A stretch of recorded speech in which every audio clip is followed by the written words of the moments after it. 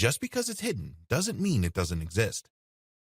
Your subconscious mind is all too real. If you are in any way unhappy with your life, a lot of it is because you have relied too much on your conscious mind.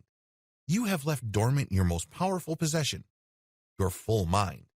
Your full mind, of course, is made up of both your conscious and subconscious mind. Whatever it is that you've achieved, whatever it is that you're proud of, whatever it is that people pat you on the back for, you know deep down inside you could be doing more, and you could have gone farther. But unfortunately, you relied only on your conscious mind. In fact, if you're like most people, you feel that's the only thing you can do. Stop using your subconscious mind as a Ferrari doorstop. How ridiculous is the idea of a Ferrari doorstop? Can you imagine spending more than $400,000 on a car only to use it as a doorstop or paperweight? Sounds crazy, right? Too stupid to be true. Well, that's how most people deal with their subconscious mind. They're scared of it. They don't exactly know what it is, so they shut it aside and then just focus on their conscious mind. And guess what happens? They don't thrive as well as they would if all cylinders of their minds are working. This requires the subconscious mind. Your subconscious mind will hold you back if you don't deploy it. Your intuition, as powerful as it is, can always work against you. You can develop negative instincts. Have you ever noticed that a lot of successful people who otherwise dominate their field of expertise and are at the top of their game often sabotage themselves? This is because they did not let their subconscious in on their plans. So, what happens is your subconscious mind fuels your negative instincts. Please understand that for everything that you work for, there is always an opposite force. Unfortunately, if you don't master your subconscious mind, you will always end up on the other end. Let's put it this way. If you're working towards a goal, what naturally happens in your mind? You're all pumped up and excited about your goal. You're making all these plans. You're putting in the work. Everything looks good. But at the other side of your consciousness is the path that's doubting. The other part is saying that it can't be done. The other part that is saying that you don't have it in you. Guess what happens to your subconscious mind? Where do you think its raw power goes to? Similarly, if you are married, or you are the pillar of society, you must put up appearances.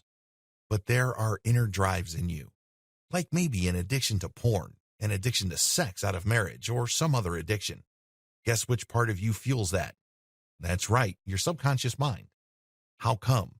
You did not take full ownership of it. The more you ignore your subconscious, the more mysterious it appears. Think of your subconscious as a physical place that you consciously avoid. The more you refuse to explore something, the more mysterious it becomes. You make all sorts of weird guesses as to what's going on, and oftentimes, these guesses are informed by your fears and amplified by your ignorance.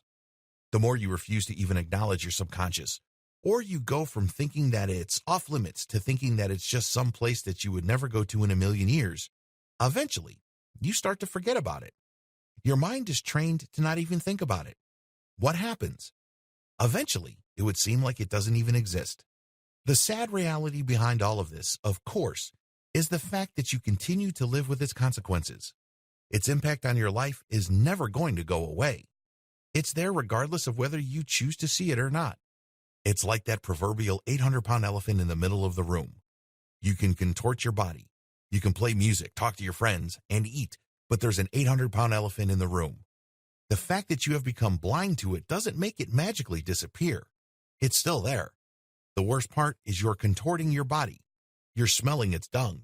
You are living in cramped quarters. You're even feeling the heat. However, despite all these, you refuse to see it. You live with its consequences, and you could infer its existence distant from those consequences, but you choose not to. It remains hidden to you because of your choice. This leads to a sad situation. No wonder you're feeling stuck. No wonder your relationships suck. No wonder you're out of shape. No wonder you have low self-esteem. It is no mystery. There is an 800-pound elephant in the room, but you refuse to acknowledge it. That's how pathetic a life lived in willful ignorance of your subconscious faculties can be. The key to your subconscious mind is to stop fearing it. A lot of people think of their subconscious mind, if they think about it at all, as some sort of shadow. It's their worst instinct. It's not their better angle. They make up all sorts of names for it. What they're really doing is they are basically covering up for their fear. Most people fear the unknown, and the problem is with the subconscious mind, it will continue to be unknown unless and until you take ownership of it. In the following videos, I'm going to step you through how to make this happen.